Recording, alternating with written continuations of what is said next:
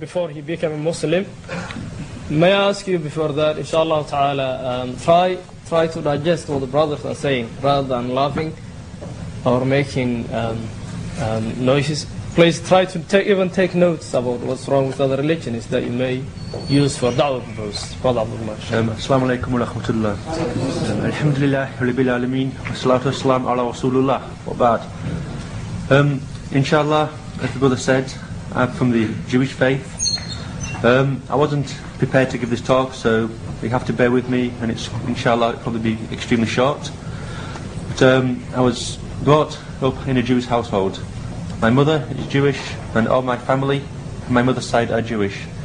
From my father's side, they are Christian, although non-practicing. Although I did not practice the Jewish religion strongly, I thought, yes, I'm a Jew.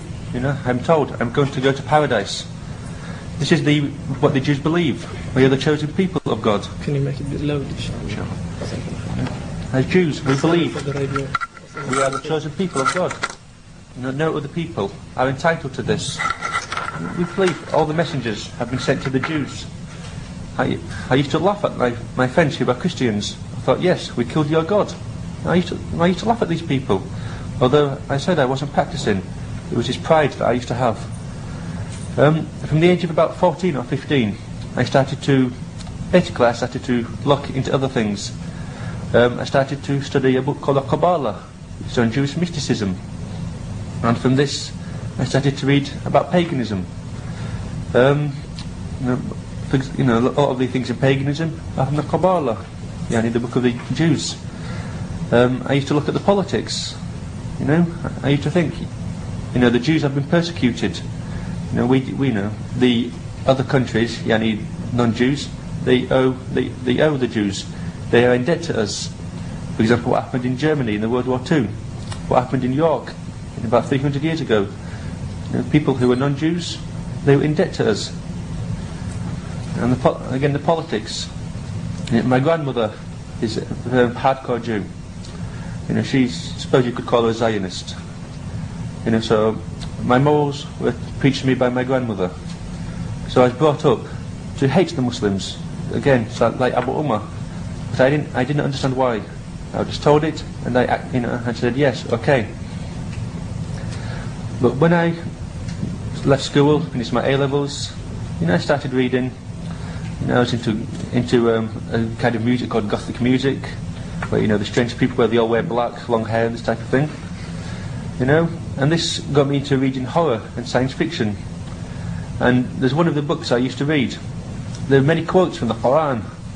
I didn't know what the Qur'an was. I thought, what we got taught in religious education. All Muslims are Pakistanis. They all know the Qur'an off by heart. And they all eat chapatis. This is what we were told in religious education. So this is honestly what I thought. I had Muslim friends. They didn't preach to me. I didn't think the difference. They used to come to drinking, etc. They used to listen to music, have girlfriend, etc. So I saw no difference in this. But I said once I went out to buy some records from a shop, and I saw this English translation of the Qur'an. And Alhamdulillah, Allah guided me to buy this Qur'an with no instructions from my Muslim friends. I just bought it. I read this Qur'an in about 2 days, and Alhamdulillah, this affected me. And from that I started reading more about Islam. I learned after the pray, I learned the basics about Tawheed. And I used to, I compared the religions, Judaism, Christianity and Islam. And eventually, Alhamdulillah, I took the Shahada. A very short time after reading the Qur'an. Very impulsive. So after taking the Shahada, I was living close to my mother at the time, but in a different house. My mother she cut off the relations with me. And although she isn't practicing, and she even eats pork, so that's how unpracticing she is, she disowned me. One of my brothers, I have two brothers older than me.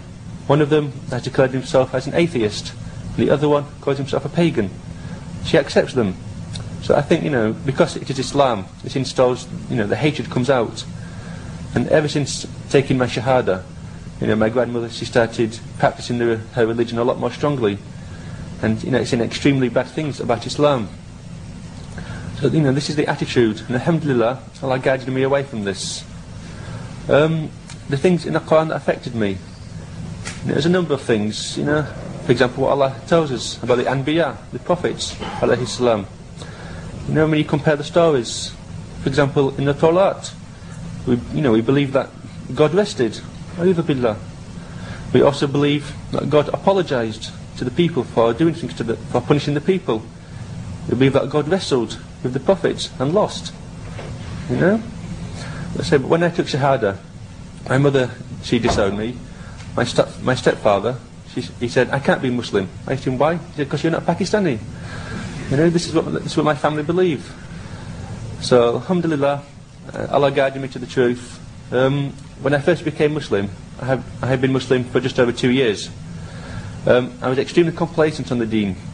So yeah, I'm Muslim. Alhamdulillah, I prayed 5 times a day. But that was about it. I carried on listening to music, and I was working in an establishment serving alcohol. I just carried on like this. Alhamdulillah. Some brothers approached me, gave me some literature. For example, the main one was Fundaments of Tawheed by Abu Amin ibn al-Phillips. Alhamdulillah, I read this, and it made me think, if I am Muslim, then I should live up to this. Just because one is called Abdullah or Muhammad or Fatima, etc., this does not mean you're going to go to paradise.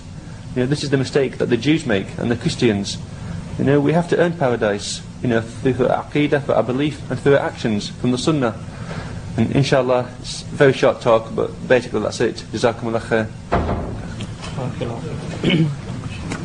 And inshallah we'll ask Brother Abdulrahim to give us his version, inshallah, and we'll ask him to speak a bit loudly. Bismillahirrahmanirrahim. Alhamdulillahi Rabbil Alameen.